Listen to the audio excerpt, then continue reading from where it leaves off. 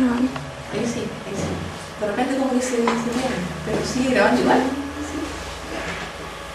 Bueno, entonces entre las simplificaciones teníamos que las pérdidas de calor o los calores de disolución son pequeños, de forma que la relación o el flujo molar de líquido y el flujo molar de vapor se mantienen aproximadamente constantes a lo largo del equipo.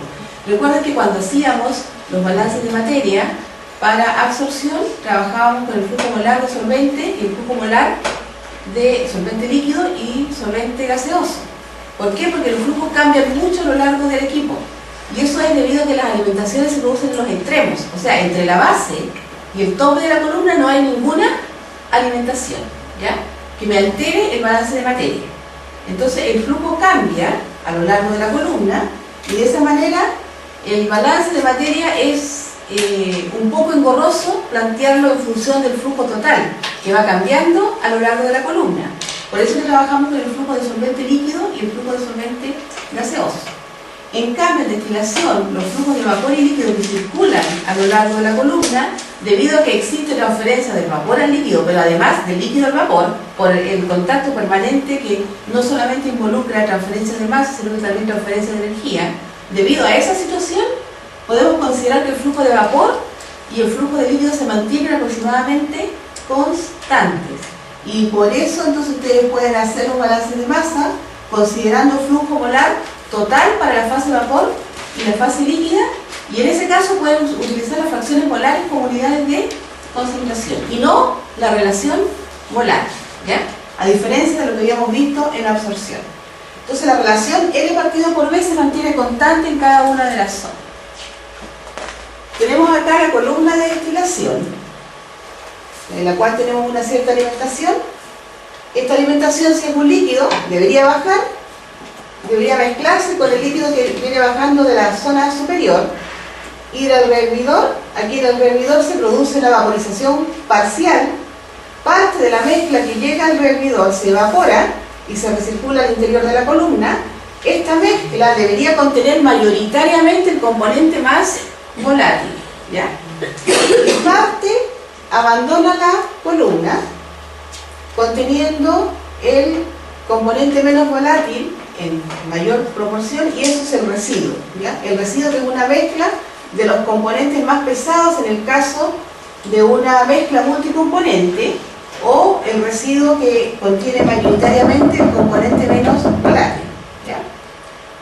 Bueno, aquí a la salida del rehervidor tenemos entonces el vapor que se genera, que comienza a subir y a ponerse en contacto plato a plato con el líquido que viene bajando. Vimos ayer lo que ocurría acá cuando se pone en contacto el vapor con el líquido. ¿Recuerdan? ¿Cuál es el fenómeno que ocurre? Existe transferencia de energía. El vapor que sube del hervidor tiene una temperatura un poco más alta que el líquido que viene bajando del condensador. Por lo tanto, cuando se ponen en contacto ambas fases, al haber transferencia de energía, el vapor se enfría un poco y el líquido aumenta la temperatura. Al aumentar la temperatura del líquido, transfiere el componente más volátil, y al enfriarse el vapor, transfiere el componente menos volátil que se condensa, ¿ya? Y ese fenómeno ocurre a lo largo de la columna, y por lo tanto el vapor, en la medida que va subiendo, va aumentando la concentración en el componente más volátil, y el líquido, en la medida que va bajando, va aumentando la concentración en el componente menos volátil hasta salir finalmente del rehervidor con una composición que llamamos XOM, ¿ya? Esto es en general, ¿cierto?, lo que ocurre acá. El vapor que sale de la columna, concentrado en el componente más volátil, va a un cambio de fase, se condensa, parte se retira de la columna como producto destilado y parte se recircula al interior de la columna. Aquí está el detalle de lo que ocurre en cada plato o etapa. Este es un equipo de contacto por etapas, porque la fase líquido y vapor se contactan solamente en cada plato o etapa. Por ejemplo, acá en esta zona ustedes ven que solamente existe vapor. En esta zona solamente tenemos presencia de líquido. En todos los conductos o canales de bajada de la columna hay presencia de líquido. Donde hay una mezcla líquido y vapor es solamente aquí en los platos, ¿ya? Aquí en los platos. Entonces, por ejemplo, pensemos que el vapor está atomizado. El vapor atomizado sube acá y se pone en contacto con la fase líquida que actúa como un continuo. Ustedes saben acá que la fase líquida va en forma continua y el vapor está atomizado o disgregado en partículas que tienen mayor área superficial. ¿Qué es lo que ocurre acá? Si yo hago un zoom aquí lo que está pasando en este plato, este va a ser una mezcla o la fase vapor que está rodeada de la fase líquida. La fase vapor es la que está dispersa o la que está atomizada, ¿ya? Y la fase líquida es el continuo. Entonces, ¿qué es lo que va a ocurrir acá en este plato? El vapor con el líquido intercambian energía. Y al intercambiar energía, el componente más volátil pasa, el menos volátil pasa del vapor hacia el líquido, o sea, mayoritariamente el B. Y el más volátil va a pasar del líquido hacia el vapor, que sería el componente A. Y esta transferencia es la que está ocurriendo en cada plato o etapa, ¿ya? Es un equipo de contacto por etapas. La mayor parte de las columnas de destilación son de esta configuración, o sea, son de platos o etapas, a diferencia de absorción, donde ahí la mayor parte de los equipos son de relleno, ¿ya? Y acá es de platos o etapas, repito, porque el contacto de las dos fases se produce solamente en cada plato o etapa. Hay sectores del equipo donde solamente van a tener líquido y otras donde solamente van a tener vapor. Pero esta es la transferencia que está ocurriendo a lo largo del equipo. Después vimos acá lo que estaba pasando en la sección superior, que se conoce como la sección de enriquecimiento, y que es la sección que está ubicada sobre la alimentación y hasta la salida del producto destilado, ¿ya? O sea, hasta el condensador. Definíamos acá los balances de materia. Aquí estamos aplicando la suposición que los flujos de líquido en la sección superior y de vapor se mantienen relativamente constantes. Si realizan un balance de materia, ustedes tienen que el vapor que está saliendo acá de la columna va a ser igual al flujo de líquido que se recircula al interior más el producto destilado, ¿cierto? Y además, recuerden, definíamos lo que era la razón de reflujo, que es la relación o la proporción entre el flujo líquido y el flujo destilado que se está sacando como producto del sistema. Realizando un balance del componente más volátil, obteníamos la línea de operación para la sección superior, que es la ecuación 4, que está en función de los flujos de líquido y vapor en esa sección, que es la sección superior, y además está en función del flujo de destilado y de la composición del destilado. Si aplicamos la definición de razón de reflujo, que es igual a L partido por D, obtenemos la ecuación 5, y de esta ecuación ustedes tienen que la pendiente de la línea superior de operación es R partido por R más 1, y el intercepto va a ser, en realidad debería decir acá, I sub D partido por R más 1, ¿ya? ¿Qué es lo que representa la línea de operación? O sea, ¿qué información puedo sacar de la línea de operación? Recuerden que son las composiciones del líquido y vapor que están sobre y bajo un plato, ¿ya? Punto a punto, la línea de operación les va a indicar las composiciones de líquido y vapor que están sobre y bajo un plato, ¿ya?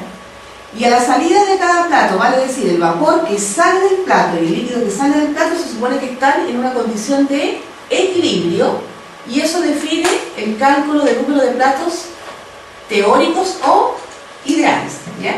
Recuerden eso cuando estén haciendo el cálculo en forma analítica. La construcción empieza del punto XD y I sub D, que son las características del líquido y del vapor que están sobre el plato número 1, el primero, que está en la parte superior. El vapor que sale de ese plato tiene composición I sub D, y el líquido que llega a ese plato tiene composición XD, que es la misma, porque en el fondo el vapor que sale del plato 1 después cambia de fase y se recircula al mismo plato, pero la composición es la misma, ¿ya? De allí empieza la construcción para determinar el número de etapas o platos. La pendiente de la línea de operación puede ser L partido por B o R partido por R más 1, es igual, numéricamente es lo mismo. Y el intercepto va a ser I sub D partido por R más 1. Bueno, y ahí tienen la representación de la línea de operación superior pendiente L partido por B, o voy a poner acá R partido por R más 1. Intercepto I sub D partido por R más 1. La conclusión parte del punto XD I sub D. XD es igual a I sub D, vale decir la composición del líquido recirculado es igual a la composición del vapor que sale del primer plano. Y la etapa se determina partiendo de la línea de operación superior hasta la curva de equilibrio. Ahí tendría yo el primer plato. Estos puntos que están sobre la línea de operación van a indicar siempre composiciones de líquido y de vapor sobre y bajo el plato 1, y el punto de contacto con la línea de equilibrio va a representar la composición del líquido que sale del plato 1, el que va bajando, la composición del vapor que sale del plato 1, que va subiendo, que están en una condición de equilibrio, ¿ya? Y eso se repite plato a plato. Ahí tenemos ahora, pasando a lo que es la sección inferior. ¿Qué es lo que pasa en la sección inferior? El líquido que llega por el fondo de la columna va a un hervidor, que es un intercambiador de calor básicamente. En el intercambiador se ingresa un fluido de mayor temperatura para entregar energía a este líquido que ingresó acá al rehervidor. Al adquirir energía, parte de ese líquido se evapora, en este caso también ese vapor sale, se dispersa, se divide en forma de pequeñas gotas y empieza a subir al interior del equipo. Bueno, y acá no está representado, pero también parte de este líquido sale del sistema y parte se evapora para recircularse al interior del equipo. Y bueno, acá está representado el balance de masa. Para determinar la línea de operación de la sección inferior se hace bajo la alimentación y hasta la salida del rehervidor. En la salida tenemos el flujo de residuo que llamamos omega, que tiene una concentración X sub omega. La ecuación que define entonces en el fondo la línea de operación inferior, que representa el balance de materia de la sección inferior de la columna, está dada por una combinación entre la ecuación 6 y la ecuación 7. También lo habíamos ya, habíamos hecho la deducción. La pendiente de la línea de operación de la sección inferior es el flujo de líquido partido por el flujo de vapor. El intercepto es negativo, omega multiplicado por X omega y dividido por el flujo de vapor. Ahora, si ustedes se fijan, la pendiente es la misma que la sección superior, pero el flujo, pero la relación L partido por B de la sección superior es distinta de la relación L partido por B de la sección inferior, y eso era debido a la alimentación, ¿cierto? La alimentación, dependiendo si es un líquido o si es un vapor, afecta los flujos L' y B'. Entonces, estos flujos dependen de la condición de alimentación. Y esa alimentación, habíamos visto, puede ser un líquido, puede ser un vapor o puede ser una mezcla. Y de allí surgía la necesidad de caracterizar la alimentación, y para eso utilizábamos un parámetro Q, que depende mucho de los requerimientos de energía que tiene la alimentación y que se denomina fracción líquida, ¿ya? Eso es fundamentalmente para poder caracterizar la alimentación y para realizar los balances de materia. Entonces la idea es esta: ¿cómo trazo la línea inferior si no conozco la condición de la alimentación? Si no conozco la condición de la alimentación, no puedo realizar los balances de materia. O sea, alguien sin hacer la representación de la línea Q podría obtener la ecuación de la línea inferior siempre y cuando pudiera determinar a través de los balances de materia el flujo L' y B'. También se puede hacer. O sea, la ecuación 8, sin necesidad de hacer la línea Q, también la pueden usar para representar la línea de operación inferior, ¿ya? O a través de la línea Q, tienen las dos alternativas, pero de cualquier forma igual tienen que trabajar con la determinación de la línea de operación inferior, considerando las características de la mezcla que estamos alimentando al interior de la columna, ¿ya? Esta fracción Q lo que hace entonces es determinar el requerimiento energético que tiene la alimentación.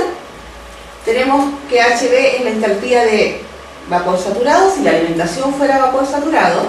HL es la entalpía del líquido saturado, o sea, esto es en el caso de que la alimentación estuviera en su punto de ebullición, y HB sería la entalpía real o considerando la condición en la cual estamos ingresando la mezcla al interior de la columna, ¿ya? De esta manera teníamos varias posibilidades para definir esa fracción Q. La vamos a poner acá para poder relacionar con el valor que tenemos acá definido para Q. Es HB menos HF partido por HB menos HL. Si el líquido es un líquido subenfriado, significa que ustedes tienen que agregar energía a la alimentación para llevarla a la condición de vapor saturado, y en ese caso HB menos HF es mayor que HB menos HL, y el Q va a ser mayor que 1. Si el líquido estuviera o ingresara a la columna como líquido saturado, significa que el HF es igual al HL, y en ese caso el Q es igual a 1. Ahora, si yo tengo un líquido parcialmente vaporizado, significa que ya comencé a agregar algo del calor latente que es el requerido para el cambio de fase, significa que HB menos HF es menor que HB menos HL, y en ese caso el Q menor a 1. ¿Ya? Para el caso de vapor saturado, el HF, para vapor saturado, el HF va a ser igual a HB, y en ese caso el Q va a ser igual a 0. Y si el vapor es recalentado, esta fracción es negativa, ¿ya? Porque en ese caso, al tener vapor recalentado, la entalpía de la alimentación, que es un vapor recalentado, va a ser mayor que la entalpía del vapor saturado. Por eso que el Q es negativo, ¿ya? Para esa situación. Bueno, y eso hacía, esto lo vimos ayer ahí en la representación gráfica, que pudiéramos trazar la famosa línea de alimentación, que es una línea que va desde la condición de alimentación que está identificada por el punto XF. Esa mezcla de alimentación tiene una concentración XF. Normalmente a ustedes les dicen, por ejemplo, la mezcla tiene un 40% de benceno, por ejemplo, ¿ya?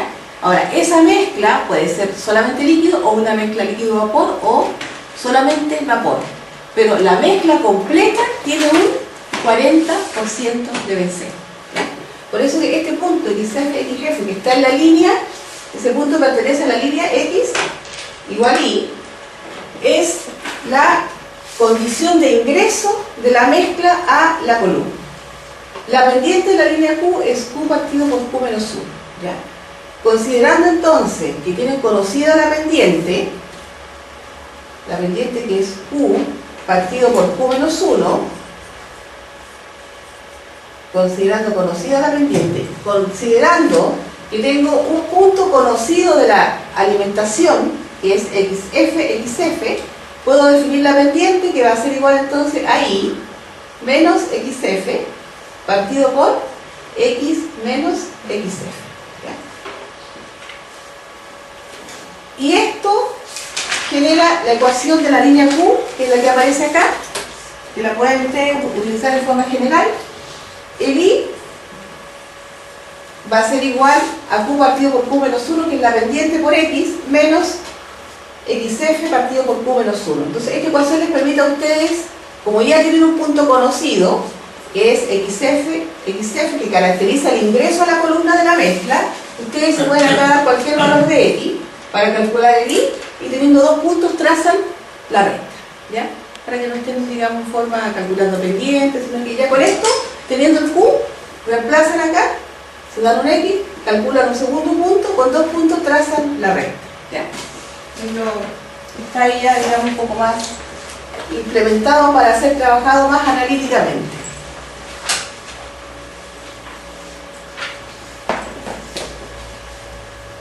Y ahí está el trabajo completo de lo que ayer vimos, incluso con un ejemplo de cálculo. La zona de enriquecimiento caracterizada por la línea de operación superior la zona de empobrecimiento con la línea de operación inferior. Fíjense bien acá.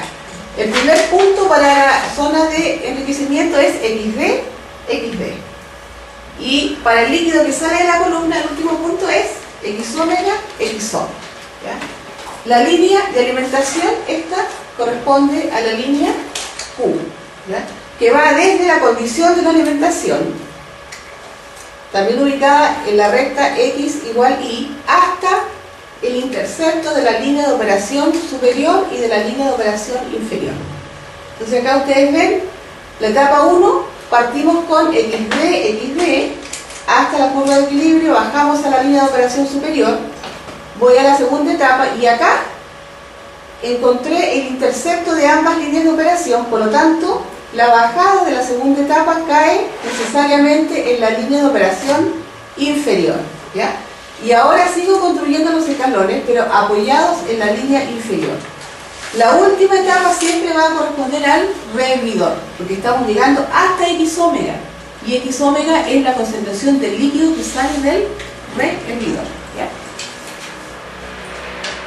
Bueno, la localización, también lo vimos, del plato de alimentación, es aquel plato que puede lograr una mayor diferencia entre la concentración del destilado y la concentración del residuo. Y si no tengo el número de etapas y tengo que determinar el número de etapas, es el que permite una determinada separación con el menor número posible de etapas, ¿ya? También vimos el concepto de mínimo número de etapas y reflujo mínimo. El mínimo número de etapas se obtiene siempre trabajando a, ¿recuerdan? Mínimo número de etapas. ¿Qué pasaba con el reflujo? Tendía a infinito, ¿ya? Claro, el máximo reflujo que pudiera tener en la columna o con R tendiendo a infinito va a originar que en la ecuación de la línea de operación superior se produzca I igual a X, lo que ustedes están diciendo. Entonces la línea de operación superior se confunde con la línea de operación inferior. Si tengo yo que estoy recirculando la mayor parte del producto del condensador al interior de la columna y no estoy sacando destilado, va a ocurrir que la línea de operación de ambas zonas va a ser I igual a X. Entonces construyo el número de escalones de la columna entre la línea de operación I igual a X y la curva de equilibrio, ¿ya? Eso es lo que está ocurriendo para el mínimo número de etapas posible. Y la condición de reflujo mínimo era aquella situación en la cual el producto que vamos a obtener es máximo, la cantidad de destilado, por lo tanto, para ello requiero una cantidad infinita de etapas, ¿ya? Ahí tienen el mínimo número de etapas, están trabajando con I igual a X, con una razón de reflujo tendiendo a infinito. Esa era la condición para el mínimo número de etapas. Y la condición de reflujo mínimo era esta: máximo número de etapas, obteniendo una gran cantidad de producto, recirculando al interior de la columna la menor cantidad posible de líquido. Y para eso la línea Q tenían que prolongarla hasta la curva de equilibrio.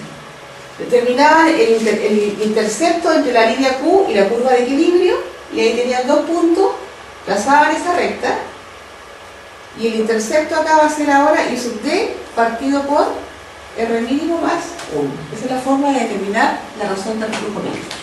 Ahora, ¿qué implicancia tiene? Que la razón de reflujo de operación se determina en función de la razón de reflujo mínimo.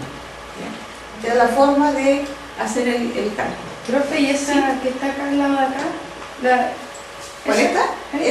Ahora es la línea de operación inferior. A las dos se tienen ser... Las dos llegan a la curva de equilibrio en este caso, para determinar la razón del reflujo mínimo.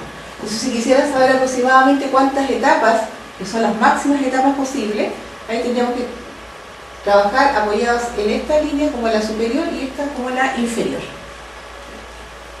para esa situación. Y habíamos visto también el tema de los costos.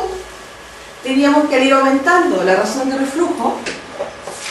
Los costos fijos, que corresponden a los costos de capital, o sea, lo que me cuesta comprar el equipo, van a ir disminuyendo a medida que aumenta la razón de reflujo. Porque si aumenta la razón de reflujo estoy dando vuelta ahí, ¿cierto? El flujo de líquido y el flujo de vapor, estoy sacando poco producto destilado, por lo tanto requiero una columna de menor tamaño. Pero va a llegar un momento en el cual a un cierto valor de la razón de reflujo van a empezar a aumentar estos costos fijos, debido a que es tanta la cantidad de vapor o de líquido que se están recirculando que ustedes requieren mucha área. Y eso también es costo. ¿Ya? Aquí. Los costos de operación, que se refiere a los costos de energía, básicamente lo que gastan en el condensador y en el rehervidor, van a ir aumentando en la medida que aumentan la razón de reflujo, ¿ya? Porque tiene más consumo de vapor y de agua de refrigeración en general. Sumamos ambos costos, los costos fijos, que son los costos de capital, los costos operacionales, tenemos aproximadamente esta curva para los costos totales, donde se presenta un mínimo. Entonces la idea es trabajar siempre con una cierta razón de reflujo que me minimiza los costos. La razón de reflujo de operación va a ser igual a un factor A por la razón de reflujo mínimo, que es la que está aquí, la menor posible, que acabamos de ver cómo se determina en la gráfica, I versus X. Ese parámetro A está comprendido entre 1,1 y 1,5, normalmente. Y lo otro que habíamos visto es el rendimiento de etapa, o la eficiencia de etapa, que lo que hace es comparar la diferencia de concentración que se obtiene en un vapor, que está en un plato N cualquiera, en la situación real, que aquí ustedes me preguntaban, este I sub N es difícil de determinar, digamos, por cualquier método de cálculo. La única forma es medirlo, sacar una muestra, ¿cierto? Pablo, tú también me preguntaste eso, entonces sacar una muestra del vapor que sale del plato N y medir qué concentración del componente más volátil tiene ese vapor, cuánto benceno, por ejemplo, se está llevando. Esto lo determino yo por datos experimentales, ya, del laboratorio. Y esto es lo que yo saco de la curva de equilibrio. Si ese vapor que saliera del plato N estuviera en una condición de equilibrio, tendría una concentración I sub N, asterisco. ¿Ya? Esto lo puedo calcular, lo puedo determinar, pero este I sub N tendría que tener un dato empírico. ¿Ya? Ahora, lo que se recomienda de acuerdo al tipo de plato o de acuerdo a la construcción de la columna es este factor de eficiencia. Y con ese factor de eficiencia, por ejemplo, ustedes podrían ir calculando la concentración real que tiene el vapor a la salida de cada plato. ¿Ya? Como el plato es el mismo y esta eficiencia depende normalmente de la configuración geométrica que tiene el plato, este factor se puede aplicar a todos los platos de la columna. ¿Ya? Este era el último concepto que habíamos visto ayer, el concepto de eficiencia de las etapas. Ahora, siempre el número real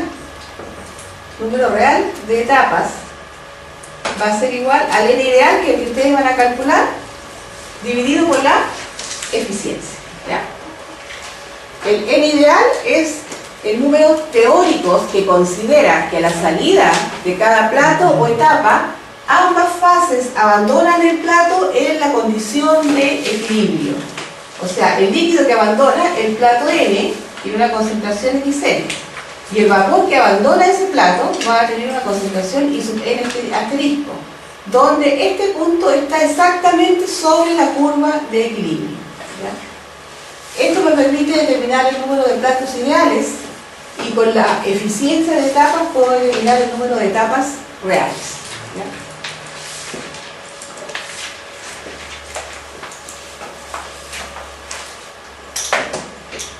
Bueno, ahí tienen de una petrolera el interior de un plato o etapa. Esta es una etapa de campanas burbujeadoras, sube el vapor y ustedes ven ahí en algunas pequeñas, lo que se hace es dividir el vapor en pequeñas gotitas. ¿Ya? Va subiendo acá, va impregnando el plato y se pone en contacto con el líquido que viene bajando. ¿Ya? Esta es una forma, una geometría de un plato o etapa. Hay muchas, algunas más, otras menos complicadas. La eficiencia del plato o etapa depende mucho de esto. La construcción, la geometría, cómo es el plato o la etapa, cómo se contactan las fases. Puede ser mayor o menor el grado de concentración que logra el vapor que está saliendo de la etapa. ¿Profe? ¿Sí? ¿En una misma columna va cambiando la geometría de los platos? No, normalmente es la misma. Por eso que esa eficiencia tú la puedes aplicar a todos los platos en forma aproximada. ¿Ya? Ahora, esta geometría muchas veces hace que, por ejemplo, el vapor, si es una geometría demasiado sencilla, a lo mejor el vapor sube muy rápido y no hay tiempo suficiente para el contacto entre las fases. ¿Ya? Entonces va a depender mucho la geometría de la forma en que se contactan las fases para lograr el grado de eficiencia adecuado en la operación. La eficiencia que está recomendada, que uno la puede sacar de catálogos de fabricantes o de algunos libros especializados, está muy relacionada con el tipo de columna. O sea, por ejemplo, platos burbujeadores de tal tamaño se recomienda tal eficiencia. Platos perforados se recomienda otra eficiencia, y así. ¿Ya? Depende mucho de esto, de la geometría. Todo eso se determina experimentalmente. Experimentalmente. Justo, o sea, se toman muchos datos y hay valores recomendados para ciertas pruebas que se han hecho en laboratorio. En columnas piloto se recomienda experimentalmente. Ya. Y vamos a ver ahora entonces un problema